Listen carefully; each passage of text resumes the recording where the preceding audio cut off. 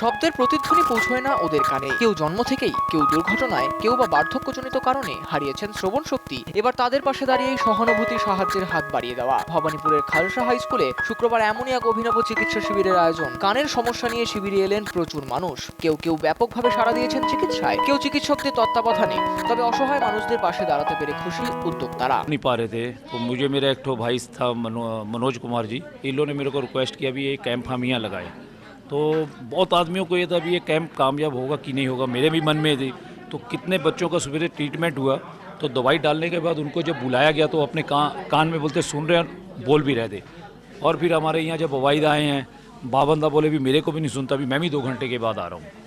तो इसके लिए हम लोग पूरा योगदान दे रहे थे। मनोज जी ने जैसे मेरे को कितने दिन से बोल रहे थे भी करो करो, तो हम लोगों ने एक रिक्स लेके किया था। एक बच्चे की फ़ीस आ रही है 21,500। जैसे बच्चों को नहीं कोई देगा पैसा, तो हमें मालूम है भी इसमें हम लोग को दान करना, तो बहुत आदमी इस चीज़ के लिए हम लोग को सहयोग दे रहे हैं। जो बच्चे बचपन से ना वो बोले ना कभी उन्होंने सुना, तो उनकी तो एक ज़िंदगी जो थी बिल्कुल शून्यहीन थी, जिसमें कोई साउंड ही नहीं था। तो हमारे सामने मैंने देखा वो बच्चों को भजन सुनाया जब ट्रीटमेंट के बाद, वो उनकी जो चेहरे की जो खुशी थी, that was a blessed feeling.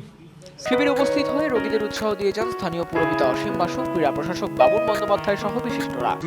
Doctor প্রবীণ সুরানা আহমেদাবাদে উনি মেনলি প্র্যাকটিস করেন এবং দীর্ঘদিন ধরে এই কাজ করছেন। বলছেন 1 ঘন্টা ওষুধ দিয়ে রাখলে যারা জন্মগতভাবে ডেফ অ্যান্ড ডাম্ব, মানে কানের মূলত যারা কানে শুনতে পায় না জন্ম থেকে, তাদের মধ্যে একটা এফেক্ট হচ্ছে।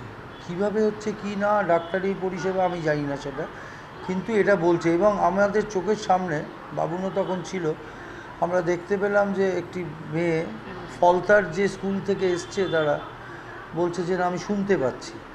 তো এখন এইরকম একটা অভিনবত্ব একটা জিনিস আমি শুনেই আমি বলেছিলাম যে না ঠিক আছে এটা করা যাক। এবং আমার মনে হয় যে প্রচুর বাচ্চা এসছে, বড়রাও করছে, হ্যাঁ, যাদের কানের প্রবলেম আছে তারাও চিকিৎসা করাচ্ছে। তো ওভারঅল মিলিয়ে একটা স্যাটিসফ্যাকশনের জায়গা তো ডেফিনেটলি আছে। Bureau report, channel 10।